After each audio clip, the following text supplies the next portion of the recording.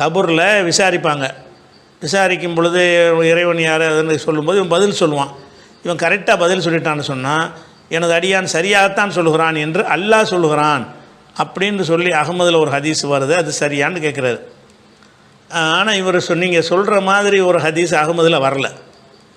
அகமதில் எப்படி வருதுன்னு கேட்டால் அல்லாஹ் சொல்வான்னு வராமல் அது எப்படி வருதுன்னு கேட்டால் அவருக்கு சொல்லப்படும். அந்த ஹதீஸில் அரபி வாசம் எப்படி இருக்குன்னு கேட்டால் இது யாருன்னு கேட்டோன்னே இது முகமது எல்லாத்தையும் பதில் சொல்லிடுவான். சொல்லி முடித்த உடனே யுகாலு லஹு அவனுக்கு கூறப்படும்.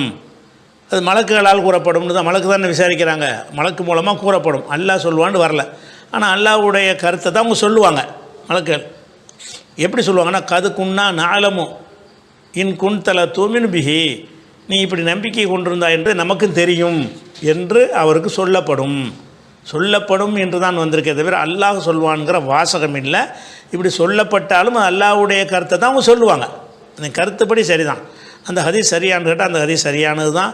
இதே ஹதீஸ் திருமதியில் வர்ற இதே ஹதீஸ் அகமதில் வரக்கூடிய இதே ஹதீஸு திருமதியிலும் இருக்கிறது.